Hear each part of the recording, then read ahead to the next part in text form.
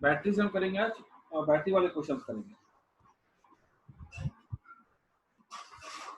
देखो पहला question, question के एक कंसेप्ट है ये हमसे बोला जाए कि एक हमारे पास एक एक्सटर्नल रेजिस्टेंस है R और एक सेल है, इसका EMF है E और इंटरनल रेजिस्टेंस है small r।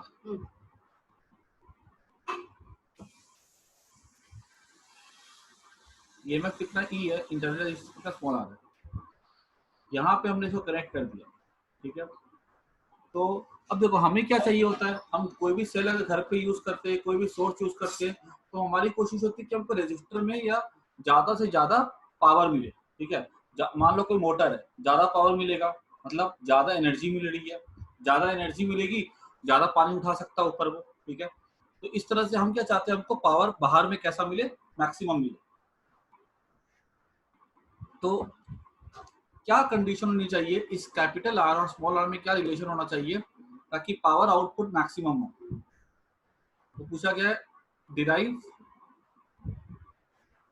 Condition for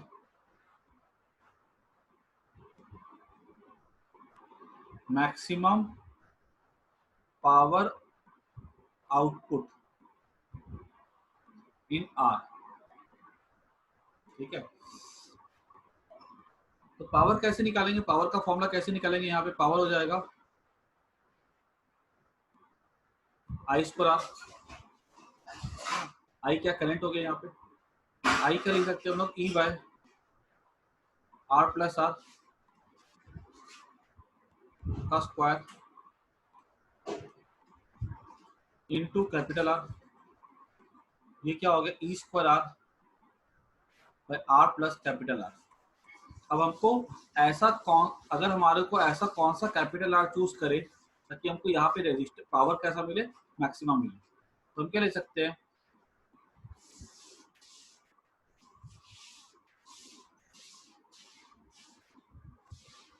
for maximum power.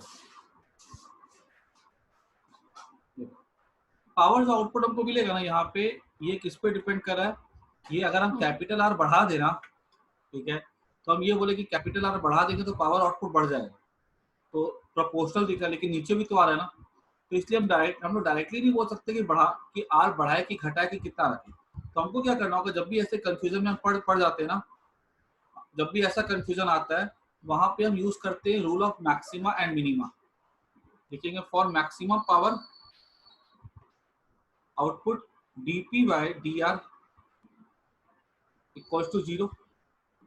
हम वैरी क्या करेंगे, हम यहाँ पे अलग अलग रेजिस्टेंस को सेलेक्ट करते हैं, क्योंकि इंटरनल रेजिस्टेंस सेल का हमारे हाथ में नहीं होता है। तो हम क्या करेंगे, हम एक्सटर्नल रेजिस्टेंस को चेंज कर सकते हैं, नए नए रेजिस्टेंस ले लो, नया कोई रियल स्टेट ले लो। तो dp by dr, d E square are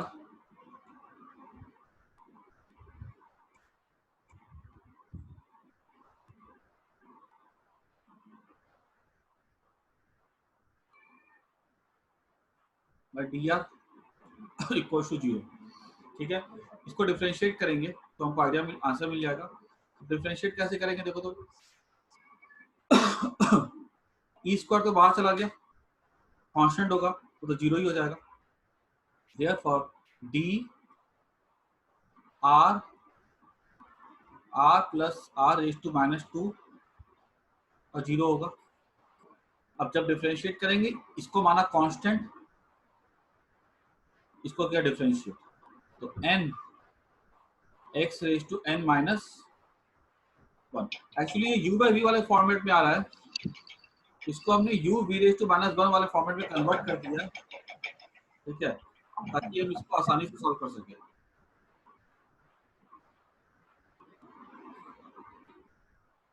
plus अब ये हमने क्या लिखा है, r plus R raise to -2, इसको डिफरेंशिएट किया, इसको कांस्टेंट मान लिया, इसको किया तो डी आर का क्या 1 हो जाएगा ना, तो 0 हो जाएगा। अब यहाँ पे क्या लिखेंगे हम लोग, r plus r raise to -2,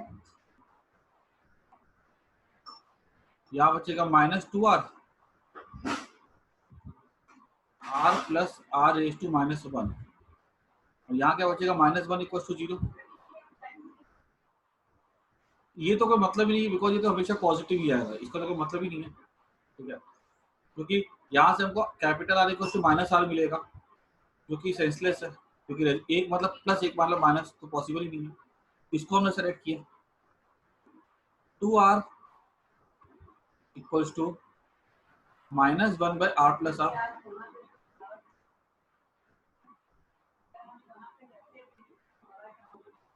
ठीक है।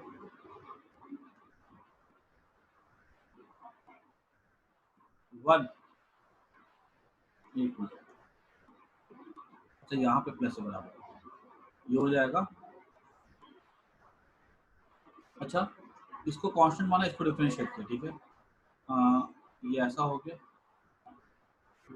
और इसको हमने क्या किया, इसको किया तो r का हो जाएगा 1, ठीक है, और ये हमारा हो जाएगा plus 2r। Sir R S to -1 नहीं आएगा, आर प्लस आर का power r raise to minus 1 दिया है ना नीचे, तो 2r is equal to 1/r plus R. यहाँ पे एक तो आ जाएगा r plus r raise to -2, एक हो जाएगा r sir plus r plus R जो है ना, हाँ उसकी बात कर रहे हैं वो। उसके रेस टू -1 मतलब आर प्लस आर ही आएगा पूरा आंसर ही, ऊपर चला जाएगा ना। कैसे, हाँ जो वो माइनस है वो। एक minute, r plus r raise to -2 बाहर आ गया, और यहाँ पे बचेगा -1, और यहाँ पे आएगा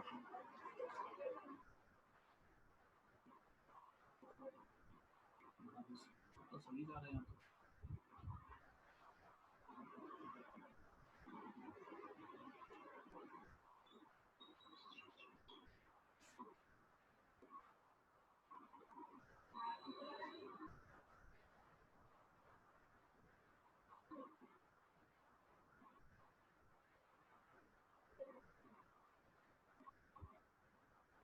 हाँ यहाँ थोड़ी गलती हुई है, इसको हम ऐसा लिख सकते हैं आगे, -2/r equals to 1, this implies that capital R हो जाएगा r के इक्वल, ठीक है, क्योंकि हमारा डिफरेंशियल मैंने इसको ऐसा लिख दिया, कैपिटल R हो जाएगा स्मॉल r के इक्वल, ठीक है। इसको नोट कर दो कि याद क्या रखना है कि अगर हमारे पास हमारा इंटरनल रेजिस्टेंस अगर एक्सटर्नल रेजिस्टेंस के इक्वल अगर हो जाएगा ना, तो power output in the external resistance कैसा होगा, मैक्सिमम होगा, और उस सिचुएशन में वो मैक्सिमम पावर कितना होगा,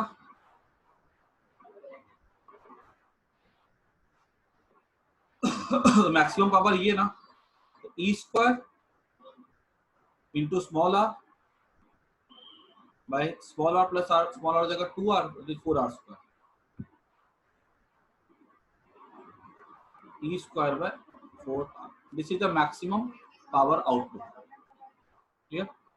और इस सिचुएशन में सेल कितना पावर सप्लाई कर रहा है, पावर बाय सेल, सेल कितना दे रहा है, सेल का पावर हो जाएगा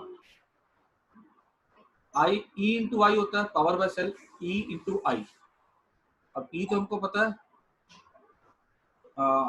ई को मैंने ई रहने दिया, आई क्या हो जाएगा, आई हो जाएगा E by R plus are,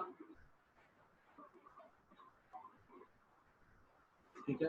क्या हो जाएगा E square by capital R plus R, that is small R के इक्वल हो जाएगा, तो 2r हो जाएगा। देखो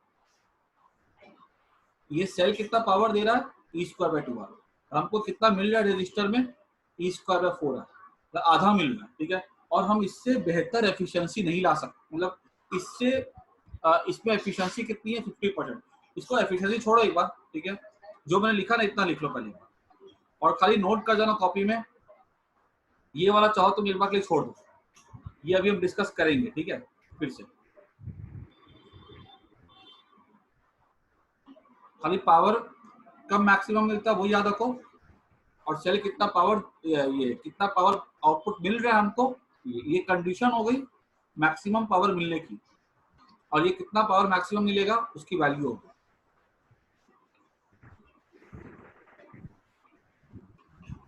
इरेज कर देता हूँ मैं। 1 मिनट सर।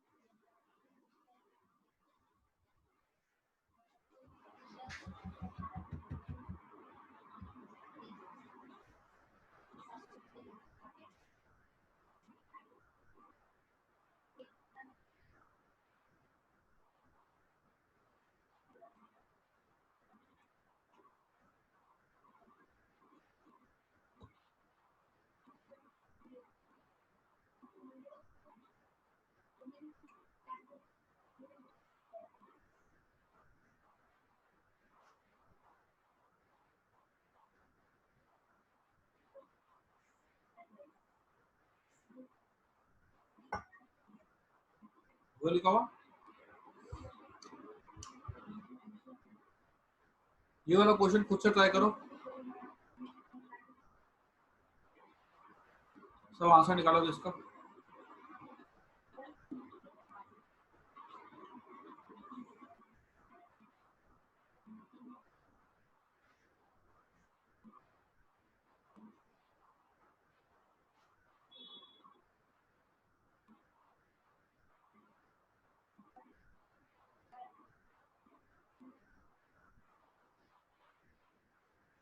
फाइंड, ये सेल है, ये इसका इंटरनल रेजिस्टेंस है 10 वोल्ट का है, ये x, ये 6, ये 2। फाइंड x, ये पूरा यहां से लेकर के यहां तक की आउटपुट सर्किट है, ठीक है, ये आउटपुट हो गया पूरा। Find x so that power output in external circuit is maximum. फटाफट निकालो x की क्या वैल्यू रखे ताकि आपको मैक्सिमम पावर मिले बाहरी सर्किट में।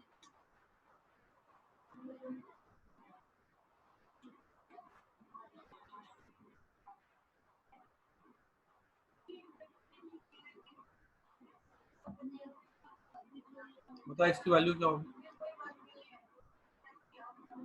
एक्सटर्नल रेजिस्टेंस निकाल दो, टोटल बराबर कर दो इंटरनल रेजिस्टेंस पे।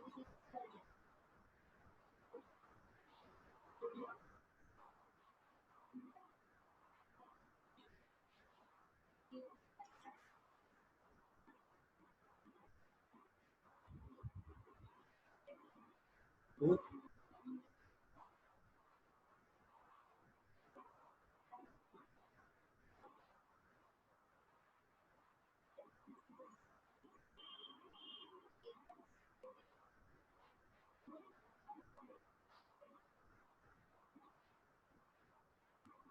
सही है, +1 कैसे होगा किया,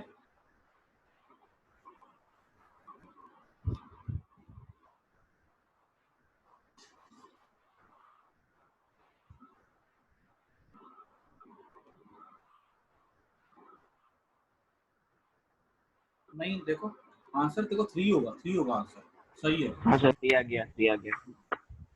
चेक करो राज एक बार,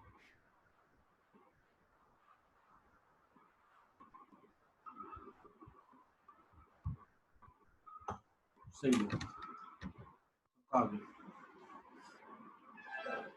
बाकी लोग भी दो आंसर, आ गया सर 3। बहुत बढ़िया, फिर भी सही है।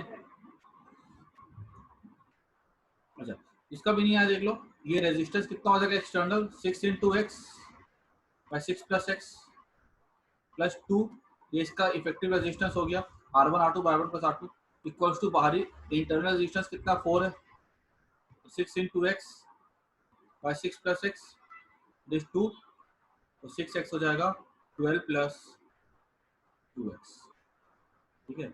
3x हो गया हमारा, 4x इक्वल टू 12, x हो गया 3, ठीक है। तो अगर तुमको इसमें फॉर्मूला भी याद है तो इस क्वेश्चन को हम आराम से बना सकते हैं। अब देखो बात करते हैं हम लोग, नेक्स्ट टॉपिक है हमारा, ये थोड़ा कंसेप्ट समझने के लिए, अगर तुम्हारे सामने एग्जाम में कोई क्वेश्चन अगर आ जाता है तो कंसेप्ट वाला क्वेश्चन, कंसेप्ट वाला डेटा ही, ठीक है। दो चीज पढ़ते हैं, ठीक है। हमने अभी सीखा power output maximum, maximum power output, और एक हम पढ़ेंगे एफिशिएंसी। क्या एफिशिएंसी, हम लोग दो टॉपिक है, क्या मैक्सिमम पावर आउटपुट और मैक्सिमम एफिशिएंसी क्या एक ही चीज होती है? तो एक दो एग्जांपल लेते हैं हम लोग। मान लो कि हमारे पास कोई 10 वोल्ट का सेल है और ये 2 ओम का रेजिस्टेंस है, और ये हमारे पास 0.5 ओम का, ठीक है, एक सर्किट ये। दूसरे सर्किट में हमने क्या किया, दूसरे सर्किट में हमने ये 2 ओम का रेजिस्टेंस लिया है और यहाँ पे हमने सेल लिया एक,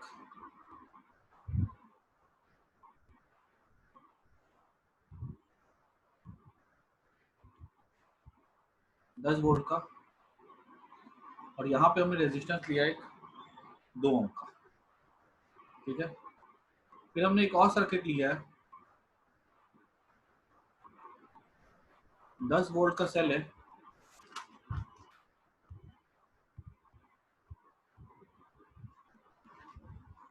और यहाँ पे 2 ओम का रेजिस्टेंस है और एक्सटर्नल रेजिस्टेंस है 8 ओम का, ठीक है। ये हमारे सामने ऐसे ऐसे बोला गया। तो यहाँ पर पूछा जाएगा, देखो ये वाला केस हमने पढ़ लिया, एक्सटर्नल इक्वल टू इंटरनल, ठीक है, ये वो वाला केस जो हमने पढ़ा, लेकिन यहाँ पे वो दोनों केस नहीं आ रहे। External is not equal to internal, external is not equal to internal, ये इस केस में एक्सटर्नल इक्वल टू इंटरनल, ठीक है। अब यहाँ पे हमसे ऐसा पूछ ले कि what is the current, circuit में करंट कितना फ्लो करेगा, तो करंट हम बोल देंगे 4 एम्पियर। ये पूछा गया कि बताओ इसमें बैटरी से कितना पावर निकला, बैटरी कितना सप्लाई करेगी पावर, सप्लाइड बाय बैटरी, हमने बोल दिया V into I, that is 40 volt, ठीक है। पावर आउटपुट इन ये रेजिस्टर, पावर का फॉर्मूला क्या होता है, आई स्क्वायर इंटू आर होता है ना। आई स्क्वायर कितना हो गया 40, 16, आर हो गया 0.5, दैट इज 8, यहाँ वॉट का लिखेंगे 8 वॉट, ठीक है। अब यहाँ पर पूछा जाएगा कि एफिशिएंसी क्या होगी, एफिशिएंसी मतलब बैटरी ने कितना पावर दिया और हमको कितना यूजफुल मिला। तो आंसर है 20% हो जाएगा। ये 8/40 इंटू 100 कर दो, 20% आएगा।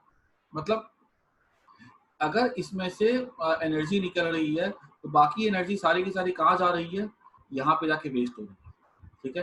बाकी रिमेनिंग सारी एनर्जी कहाँ जाके वेस्ट हो रही है, यहाँ पे जाकर के वेस्ट हो रही है। निकाल लो, 4 का square 16, 16 to 32, 32 watt energy, 32 watt power यहाँ जा रहा है। मतलब ये पूरी की पूरी बैटरी गर्म हो रही है और हमको ये बैटरी हमको हमारे बिल्कुल हमको पसंद नहीं आई, क्योंकि हम इतना, एक तो हमारे हम बैटरी से जो एनर्जी ले रहे हैं 80% एनर्जी तो वेस्ट हो रही है, हमको कितनी मिल रही है 20%। हमारे लिए एफिशिएंसी बहुत इंपॉर्टेंट चीज है। हम अगर एक एक्टिवा भी खरीदते हैं तो हम ये देखते हैं ना माइलेज कितना है, माइलेज मतलब क्या हो गया कि इतना 1 लीटर पेट्रोल में वो कितना हमको डिस्टेंस देगा। अगर पेट्रोल में एनर्जी, अगर मान लो अगर 1 लीटर पेट्रोल में अगर एनर्जी मान लो 100 है और हमको अगर उसमें से हमने वर्क करके निकाला, हमको अगर 60 आ रही है तो मतलब 60% उसकी एफिशिएंसी है, बाकी हमारे कुछ काम का ही नहीं, वो तो वेस्ट हो रहा है। अब यहाँ पूछ ले supplied by battery, power supplied bye battery, यहाँ पे अगर मैं बात करूँ तो यहाँ करंट पहले कितनी आएगी, यहाँ करंट आ जाएगी 2.5 ampere, voltage by total resistance. तो पावर सप्लाइड बाय बैटरी क्या होगा, 2.5 आई स्क्वायर इंटू आर, आर कितना यहाँ पे, सॉरी पावर V इंटू आई हो जाएगा, V इंटू आई, V कितना 2.5, सॉरी V है 10, करंट कितना 2.5 that is 25 watt, power equals to V into I. इस सिचुएशन में इसने इतना पावर सप्लाई किया और पावर आउटपुट इन रेजिस्टर ये हो जाएगा 2.5 का स्क्वायर इंटू इसका रेजिस्टेंस दैट इज 2, ये हो जाएगा 2 to the 4 6.25 into 2 that is 12.5 watt. इसमें एफिशिएंसी कितनी है? इसमें एफिशिएंसी है 50%। और याद करो जो मैंने अभी जो थोड़ा कट भी कर दिया था उस पे भी 50% मैंने लिखा था, मैंने बोला था आगे आएगी वो चीज। तो यहाँ पे एफिशिएंसी कितनी आ रही है? 50%।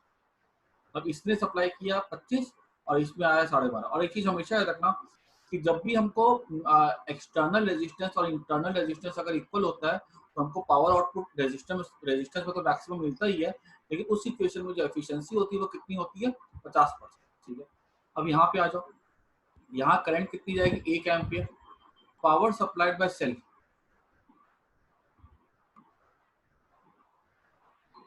हाँ सही बोले Raj, power supplied by cell by battery V into I, that is 10 watt। ठीक है, power output in resistor I square R, I square हो गया 1 का स्क्वायर इंटू R, R कितना आ रहा है? R आ रहा है हमारा 8, that is 8 वाट। देख लो यहाँ पर और इसमें एफिशिएंसी कितनी हो गई? कितना? 10, 8 बाय 10 इंटू 100 80%। तो यहाँ से मैं समझाना क्या चाह रहा हूँ तुमको कि देखो यहाँ पे अगर हम लोग यहाँ पे कंपेयर करो, पावर आउटपुट 8, पावर आउटपुट यहाँ पे मिल रहा है हमको 12.5, ठीक है, और यहाँ पावर आउटपुट कितना हमको मिल रहा है? यहाँ पावर आउटपुट हमको मिल रहा है 8। सबसे ज्यादा पावर आउटपुट कौन से केस में मिल रहा है? यहाँ पे, जब कैपिटल आर और स्मॉल आर इक्वल है, और ये केस हमने पढ़ के रखा है। लेकिन यहाँ पे हमारी एफिशिएंसी 50% है, इस केस में हमको पावर तो कम मिल रहा है लेकिन हमारी एफिशिएंसी कैसी है? ज्यादा है। तो हम कौन सा सेटअप यूज करें? हाई रेजिस्टेंस वाला कि हम इक्वल वाला सेटअप यूज करें, वो डिपेंड करता है सिचुएशन के ऊपर। अगर मान लो हमें कोई मोटर चलानी है जो कि जिसकी पावर रेटिंग बहुत ज्यादा है, ठीक है, बहुत ज्यादा पावर चाहिए उसको स्टार्ट होने के लिए, काम करने के लिए, ऊपर ऊंचाई तक की लेकर के जाना है, तो हम क्या करेंगे? उसको हम ये वाले सेटअप के साथ कनेक्ट करना पसंद करेंगे। ऐसा रेजिस्टेंस यूज करें या ऐसी बैटरी यूज करें कि उसका बराबर हो जाए ताकि मैक्सिमम पावर मिले। अगर मान लो हमारे पास हम कोई चीज चलाते हैं, ऐसी कोई डिवाइस है हमारे पास जिसका हमको ठीक है हमको उतनी पावर आउटपुट नहीं चाहिए लेकिन हमको काफी लंबे समय के लिए यूज करना है, तो हम चाहते हैं कि हमारा एनर्जी का वेस्टेज कम हो, ठीक है, नहीं तो एनर्जी का वेस्टेज कम हो तो हम ये वाला सेटअप यूज करना पसंद करेंगे। तो डिपेंड अपॉन सिचुएशन कि हमको एफिशिएंसी ज्यादा चाहिए कि हमको अपने रजिस्टर में पावर ज्यादा चाहिए, हम उसके हिसाब से यूज करना पसंद करें।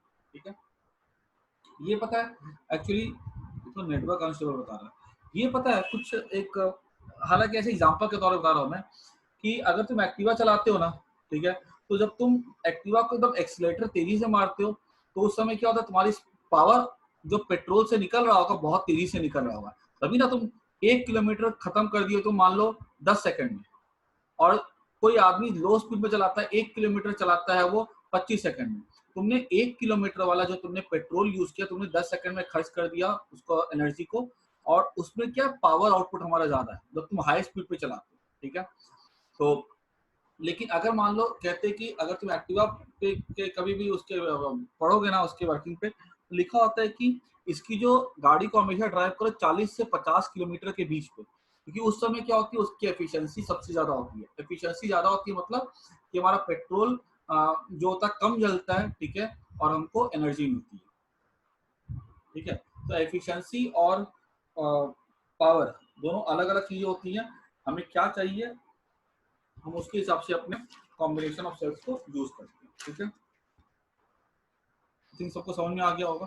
तो ये सब चीजें पता कभी कभी हमारे, मैं तुमको डीपीपी भेजूंगा ना तो वहां पे तुमको ये सब चीजें आएंगी, तो तुमको दोनों का आइडिया होना चाहिए। ठीक है, कि ये क्या है, ठीक है। इसका स्क्रीनशॉट ले लो फटाफट, फिर मैं इसको इरेज करूंगा, देखिएगा तो बहुत बढ़िया बात है। इरेज करो ना, ठीक है। अब यहाँ पे अगर हमसे बोला जाए ग्राफ ड्रॉ करने के लिए,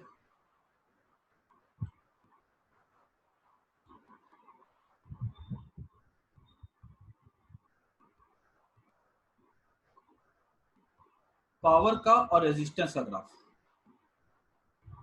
पावर आउटपुट और रेजिस्टेंस, तो ये ग्राफ कैसा जाएगा, ये ऐसा जाता है ना, एक पर्टिकुलर वैल्यू पे capital R equals to R हो जाता है, वो मैक्सिमम पावर कितना होता है, E²/4R, ठीक है। मैक्सिमम पावर आउटपुट होता है, और उस सिचुएशन में सेल कितना सप्लाई कर रहा होता है, E²/2R। ये सेल सप्लाई करता है, 50% एफिशिएंसी होती है। उसके बाद देखो नेक्स्ट ग्राफ,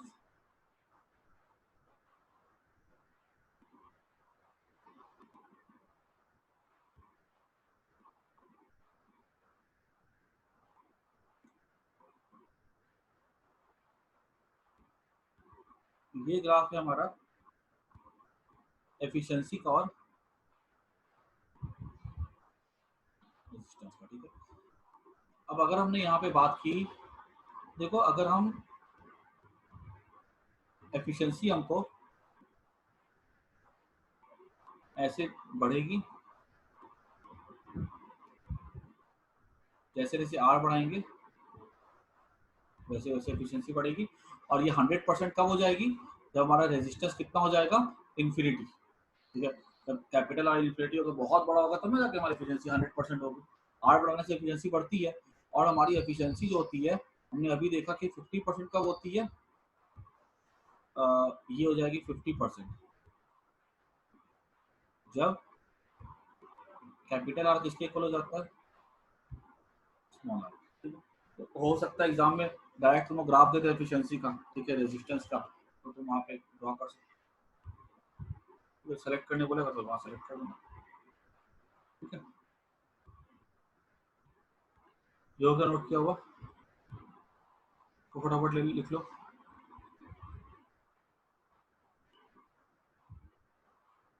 इरेज करो, ठीक है। मैं अब बात करते हैं क्या हुआ,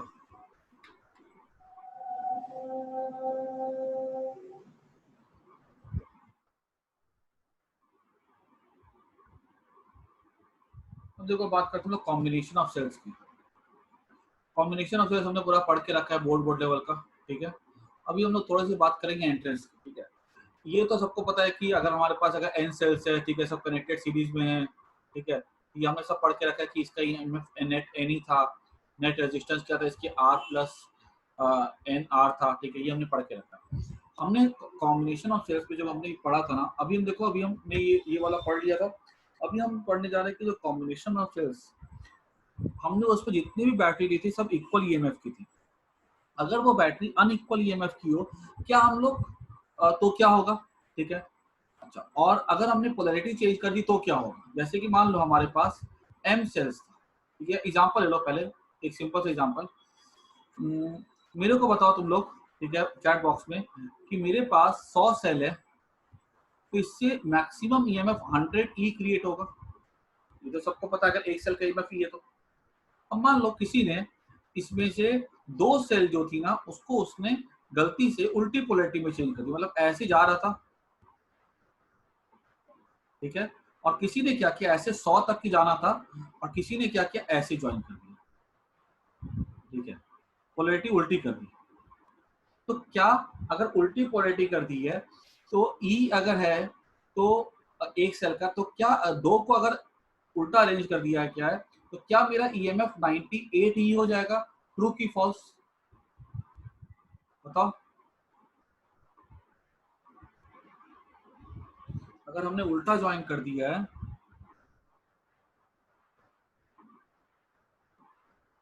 फॉल्स, बाकी लोग क्या बोलते हो, ठीक है, चलो बहुत बढ़िया। तो हमारी पोलैरिटी कितनी हो जाएगी, 96 ही हो जाएगी, क्योंकि देखो 2 तो निकल गए, और ये उल्टा अपोज कर रहे हैं, उल्टा अगर अपोज करेंगे तो क्या होगा, ये तो 90, सीधा सा एग्जांपल ले लो, मान लो कि यहाँ पे ऐसे फोर्स लग रहा था 10 न्यूटन, ऐसे दो दो दो करके यहाँ पे फोर्स लग रहा है मान लो 4 न्यूटन, ठीक है। 4 न्यूटन फोर्स लगा रहा, कोई 4 लोग है, एक एक न्यूटन सबको लगा रहा है। अब 2 जन ने क्या बोला, 2 जन अगर इसमें से एक जन इसमें से अगर निकल जाए, ठीक है, एक जन निकल गया तो फोर्स कितना हो जाएगा यहाँ पे 3 न्यूटन। लेकिन सोचो अगर एक जन निकल करके क्या करे, यहाँ पे उल्टा फोर्स लगा है, तो उसका इफेक्ट 1 न्यूटन का जो इफेक्ट जो यहाँ -1 होता, 4 -1 होता, अगर वो उल्टा जाके फोर्स अप्लाई करता है तो उसका इफेक्ट क्या -2 हो जाएगा, मतलब 2 न्यूटन फोर्स बचेगा ना। अगर एक निकल जाएगा यहाँ 3 न्यूटन बचा, और ये उल्टा काम कर रहा है, 1 न्यूटन उल्टा लगा रहा है, तो 3 - 1 कितना हो गया, 2 न्यूटन हो गया ना। इसलिए याद रखना, कहने का मतलब ये है कि अगर इसमें से न्यूमेरिकल्स आएंगे तुमको सॉल्व करने आना चाहिए। अगर m सेल्स है and n are arranged in opposite polarity, then net EMF हो जाएगा m - 2n, ठीक है। इस एक्सप्रेशन को कॉपी में नोट कर लो, ठीक है, इंपॉर्टेंट है बहुत। इंटू ई भी कर देना,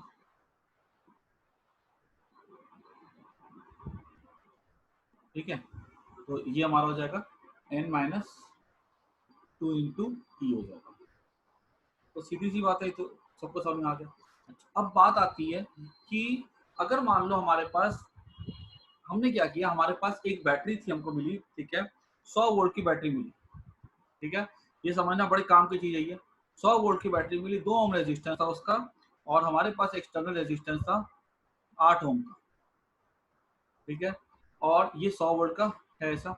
अब क्या हुआ, हमारे घर से हमारे घर में सफाई हो रही थी, ठीक है, सफाई में हमको कचड़े में एक बैटरी मिली, और वो बैटरी थी 2 वोल्ट की और 1 ओम की। तो तुमने फिजिक्स में पढ़ के रखा है कि जब बैटरी को जोड़ते हैं हम लोग सीरीज में, तो हम लोग को क्या होता है, वोल्टेज मिलता है, तो हम लोग को फायदा होता है। तुमने बोला कि बैटरी को क्यों ऐसा रखे, एक काम करो इसके साथ इसको भी लगा दो। तुमने क्या किया, तुमने एकदम सही काम किया, तुमने 100 वोल्ट का सेल लिया और तुमने बोला कि इसके साथ मैं इसको भी जोड़ देता हूँ, ठीक है। और तुमने ये पढ़ा था कि पोलैरिटी हमेशा सेम होनी चाहिए, तुमने सेम पोलैरिटी रखी, तुमने 2 वोल्ट का 1 ओम का जोड़ दिया, ठीक है। और बड़े खुश हो गए तुम कि हमने जोड़ दिया, हमको अब यहाँ पे फायदा मिलेगा, हमको बाहर में ज्यादा करंट मिलेगा, ज्यादा आउटपुट पावर मिलेगा, और तुमने ऐसा करके जोड़ दिया। तो क्या ये कॉम्बिनेशन सही है कि गलत है, ठीक है। जोड़ तो दिया हमने 2 वोल्ट को, क्योंकि हमने सीखा बराबर बराबर जोड़ते थे, ठीक है, ई ई ई आर आर आर, ठीक है, वो बराबर कर रहे थे। लेकिन यहाँ पे देखो 100 वोल्ट का है, 2 ओम का है, ठीक है, और 2 वोल्ट का है, 1 ओम का। अब क्या हमको यहाँ फायदा मिलेगा कि नहीं मिलेगा, तो देखो इस चीज को। यहाँ पर पावर की अगर बात की जाए, यहाँ पे पावर कितना होगा, पावर इक्वल हो जाएगा I square into R. I square कितना हो जाएगा, 100/10 10 ampere, I square into R, that is 800 watt, ठीक है। हमेशा हम याद रखना, हमेशा हम किस चीज में इंटरेस्ट लेते हैं, पावर में लेते हैं, ठीक है। एफिशिएंसी भी ले सकते हैं, लेकिन यहाँ पे हमको ज्यादा पावर चाहिए, हमने 2 सेल लगा दिया। क्या यहाँ पावर में हमको फायदा मिलेगा, जरा देखो यहाँ पे, यहाँ करंट कितनी होगी, 100 बाय टोटल रेजिस्टेंस कितना हो गया, 11 ओम। यहाँ पावर आउटपुट कितना होगा, 100/11 का स्क्वायर इंटू आर। क्या पावर आउटपुट बढ़ा के घटा, देखो तो यहाँ पे कितना है, 10 का स्क्वायर इंटू 8 है, यहाँ पे 100/11 स्क्वायर का इंटू 8 है। ऑब्वियसली बात है, ये नंबर जो है ना, ये क्या 10 से तो कम ही होगा, क्योंकि 11 10 जा होता है 110, 11 9 जा 99, 9 पॉइंट समथिंग आएगा, ठीक है, 9.1 या 9.2 का स्क्वायर इंटू 8 करेंगे, तो यहाँ पे देखो तो पावर जो होगा 10 से छोटा नंबर है ये, ठीक है। तो ऑब्वियसली बात है, यहाँ पावर हमको कम मिलेगा ना, तो क्या हमको नुकसान हुआ कि फायदा हुआ, नुकसान हुआ। हमने सिर्फ ये बात रख ली कि पोलैरिटी ज्वाइन कर दो बराबर बराबर और हमको पावर आउटपुट बढ़ जाता है, ऐसा नहीं होता है। हमने अगर बड़े सेल के साथ छोटे सेल को जोड़ दिया तो उससे हमको नुकसान भी हो सकता है। इसलिए याद रखना, बोर्ड में तो हमने ऊपर ऊपर पढ़ लिया, लेकिन एंट्रेंस में क्वेश्चन इसके खोद खोद के पूछते वो लोग। जिसको ये बात तो समझ मतलब ये 2 वोल्ट का कुछ काम ही नहीं आएगा ना? नहीं, ये उल्टे नुकसान हमको दे रहा है, काम नहीं नुकसान दे रहा है हमको। अब सुनो, अब ये हमको समझना होगा कि क्या ऐसा चीज हुआ यहाँ पे जिससे कि हमको ये घट गया। तो देखो यहाँ पर अगर हम देखें कि यहाँ पे पोटेंशियल डिफरेंस अगर हम 2 वोल्ट का देख रहे हैं, ठीक है, यहाँ पे 2 वोल्ट का लगाया है, तो इसके अक्रॉस पोटेंशियल डिफरेंस अगर हम पूरे बैटरी के अक्रॉस पोटेंशियल डिफरेंस देखें तो ये उल्टे 2 वोल्ट से कम हो जाता है।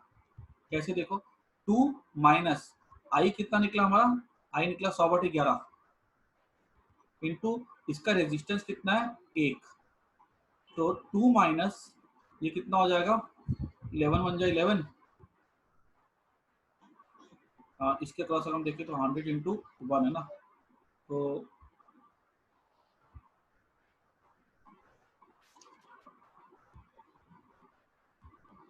इसके क्रॉस कितना हो जाएगा 110 इंटू, मतलब इसके क्रॉस जो 2 वोल्ट था, ठीक है, अब इसके क्रॉस वोल्टेज कितना हो गया देखो तो